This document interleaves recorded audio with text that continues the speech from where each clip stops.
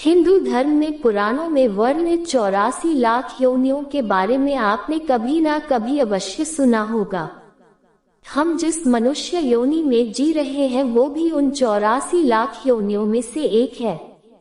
अब समस्या ये है कि कई लोग ये नहीं समझ पाते कि वास्तव में इन योनियों का अर्थ क्या है। ये देखकर और भी डर होता है कि आज की पढ़ी लिखी नई पीढ़ी इस बात पर व्यंग करती और हंसती है कि इतनी सारी योनियां कैसे हो सकती है। कदाचित अपने सीमित ज्ञान के कारण वे इसे ठीक से समझ नहीं पाते।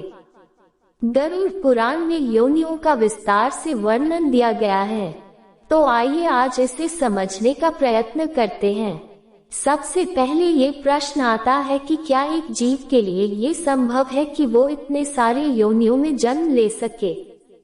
तो उत्तर है हाँ। एक जीव, जिसे हम आत्मा भी कहते हैं, इन 84 लाख योनियों में भटकती रहती है। अर्थात मृत्यु के पश्चात वो इन्हीं 84 लाख योनियों में से किसी एक में जन्म लेती है। ये तो हम सब जानते हैं कि आत्मा अजर एवं अमर होती है, इसी कारण मृत्यु के पश्चात वो एक दूसरे योनि में दूसरा शरीर धारण करती है। अब प्रश्न ये है कि यहाँ योनि का अर्थ क्या है? अगर आसान भाषा में समझा जाए तो योनि का अर्थ है जाति, नस्ल, जिसे अंग्रेजी में हम स्पीशीज कहते हैं। अर्थात इस विश्व में जितने भी प्रकार की जातियां हैं उसे ही योनि कहा जाता है। इन जातियों में न केवल मनुष्य और पशु आते हैं, बल्कि पेड़ पौधे, वनस्पतियां, जीवाणु, विषाणु इत्यादि की गणना भी उन्हीं 84 लाख योनियों में की जाती है।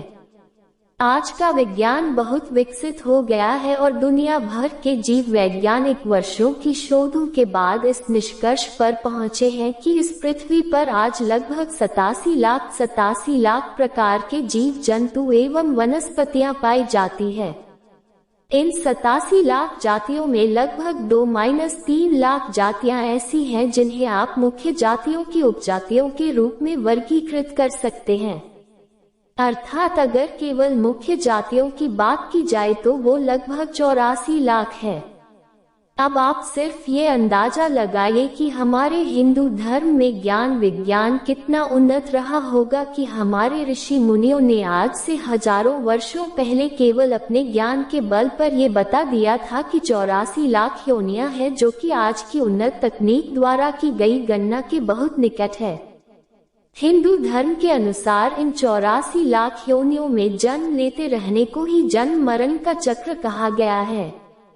जो भी जीव इस जन्म मरण के चक्र से छूट जाता है, अर्थात जो अपनी 84 लाख योनियों की गणनाओं को पूर्ण कर लेता है और उसे आगे किसी अन्य योनि में जन्म लेने की आवश्यकता नहीं होती है, उसे ही हम मोक्ष की प्राप्ति करना कहते हैं। मोक्ष का वास्तविक अर्थ जन्म मरण के चक्र से निकलकर प्रभु में लीन हो जाना है।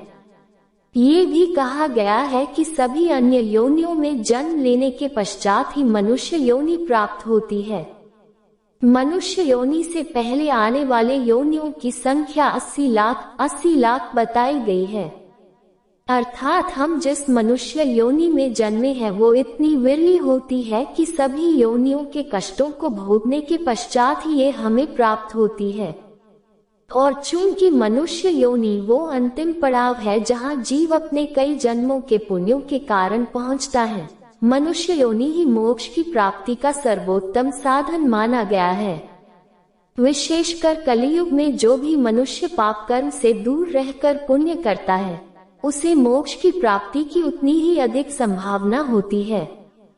किसी भी अन्य योनि में मोक्ष की प्राप्ति उतनी सरल नहीं है जितनी कि मनुष्य योनि में है।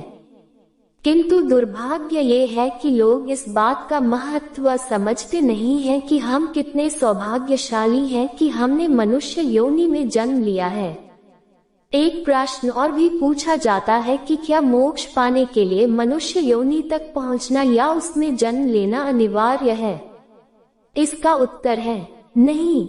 हालांकि मनुष्य योनि को मोक्ष की प्राप्ति के लिए सर्वाधिक आदर्श योनि माना गया है, क्योंकि मोक्ष के लिए जीव में जिस चेतना की आवश्यकता होती है वो हम मनुष्यों में सबसे अधिक पाई जाती है। इसके अतिरिक्त कई गुरुजनों ने ये भी कहा है कि मनुष्य योनि मोक्ष का सोपान है और मोक्ष केवल मनुष्य योनि में ही पाया जा सकता है। हालांकि ये अनिवार्य नहीं है कि केवल मनुष्यों को ही मोक्ष की प्राप्ति होगी, अन्य जंतुओं अथवा वनस्पतियों को नहीं। इस बात के कई उदाहरण हमें अपने वेदों और पुराणों में मिलते हैं कि जंतुओं ने भी सीधे अपनी योनि से मोक्ष की प्राप्ति की। महाभारत में पांडवों के महाप्रयाण के समय एक कुत्ते का जिक्र आया है जिसे उनके साथ ही मोक्ष की प्राप्ति हुई थी, जो वास्तव में धर्मराज थे। महाभारत में ही अश्वमेध यज्ञ के समय एक नेवले का वर्णन है जिसे युधिष्ठिर के अश्वमेध यज्ञ से उतना पुण्य नहीं प्राप्त हुआ जितना एक गरीब के आंटे से, और बाद में वो भी मोक्ष को प्राप्त हुआ। विष्णु एवं गरुड़ पुराण में एक गज और ग्राह का वर्णन आया है जिन्हें भगवान विष्णु के कारण मोक्ष की प्राप्ति हुई थी। वो ग्राह पूर्व जन्म में गंधर्व और गज भक्त राजा थे, किंतु कर्मफल के कारण अगले जन्म में पशु योनि में जन्मे। ऐसे ही एक गज का वर्णन गजानन की कथा में है जिसके सर को श्री गणेश के सर के स्थान पर लगाया गया था और भगवान शिव की कृपा से उसे मोक्ष की प्राप्ति हुई। महाभारत की कृष्ण लीला में श्री कृष्ण ने अपनी बाल्यावस्था में खेल खेल में यमल एवं अर्जुन नामक दो वृक्षों को उखाड़ दिया था। वो यमलार्जुन वास्तव में पिछले जन्म में यक्ष थे जिन्हें वृक्ष योनि में जन्म लेने का श्राप मिला था। अर्थात जीव चाहे किसी भी योनि में हो, अपने पुण्य कर्मों और सच्ची भक्ति से वो मोक्ष को प्राप्त कर सकता है। एक और प्रश्न पूछा जाता है कि क्या मनुष्य योनि सबसे अंत में ही मिलती है? तो इसका उत्तर है नहीं। हो सकता है कि आपके पूर्व जन्मों के पुण्यों के कारण आपको मनुष्य योनि प्राप्त हुई हो, लेकिन ये भी हो सकता है कि मनुष्य योनि की प्राप्ति के बाद किए गए आपके पाप कर्म के कारण अगले जन्म में आपको अधम योनि प्राप्त हो। इसका उदाहरण आपको ऊपर की कथाओं में मिल गया होगा। कई लोग इस बात पर भी प्रश्न उठाते हैं कि हिंदू धर्म ग्रंथों, विशेषकर गरुड़ पुराण में अगले जन्म का भय दिखाकर लोगों को डराया जाता है, जबकि वास्तविकता ये है कि कर्मों के अनुसार अगली योनि का वर्णन इस कारण है ताकि मनुष्य यथासंभव पाप कर्म करने से बच सके। हालांकि एक बात और जानने योग्य है कि मोक्ष की प्राप्ति अत्यंत ही कठिन है। यहाँ तक कि सतयुग में, जहाँ पाप शून्य भाग था, मोक्ष की प्राप्ति अत्यंत कठिन थी। कलियुग में जहाँ पाप का भाग 15 है, इसमें मोक्ष की प्राप्ति तो अत्यंत ही कठिन है। हालांकि कहा जाता है कि सतयुग से उलट कलियुग में केवल पाप कर्म को सोचने पर उसका उतना फल नहीं मिलता जितना करने पर मिलता है, और कलियुग में किए गए थोड़े से भी पुण्य का फल बहुत अधिक मिलता है। कई लोग ये समझते हैं कि अगर किसी मनुष्य को बहुत पुण्य करने के कारण स्वर्ग की प्राप्ति होती है तो इसी का अर्थ मोक्ष है, जबकि ऐसा नहीं है। स्वर्ग की प्राप्ति मोक्ष की प्राप्ति नहीं है। स्वर्ग की प्राप्ति केवल आपके द्वारा किए गए पुण्य कर्मों का परिणाम स्वरूप है। स्वर्ग में अपने पुण्य का फल भोगने के बाद आपको पुनः किसी अन्य योनि में जन्म लेना पड़ता है, अर्थात आप जन्म और मरण के चक्र से मुक्त नहीं होते। रामायण और हरिवंश पुराण में कहा गया है कि कलियुग में मोक्ष की प्राप्ति का सबसे सरल साधन राम नाम है। पुराणों में 84 लाख योनियों का गणना क्रम दिया गया है कि किस प्रकार के जीवों में कितनी योनियां होती है। पद्म पुराण के 78/5वें सर्ग में कहा गया है, जल नवलक्षानी स्थावर लक्ष्विंशति प्रेमियो रुद्र संख्यकः पक्षिणाम दशलक्षण त्रिंशलक्षानि पशवः चतुरलक्षानि मानव, अर्थात जलचर जीव 9 लाख 9 लाख, वृक्ष 20 लाख 20 लाख, कीट क्षुद्र जीव 11 लाख 11 लाख, पक्षी 10 लाख 10 लाख, जंगली पशु 30 लाख 30 लाख, मनुष्य 4 लाख 4 लाख। इस प्रकार 9 लाख 20 लाख 11 लाख 10 लाख 30 लाख 4 लाख कुल 84 लाख योनियां होती है। जैन धर्म में भी जीवों की 84 लाख योनियां ही बताई गई है, सिर्फ उनमें जीवों के प्रकारों में थोड़ा भेद है।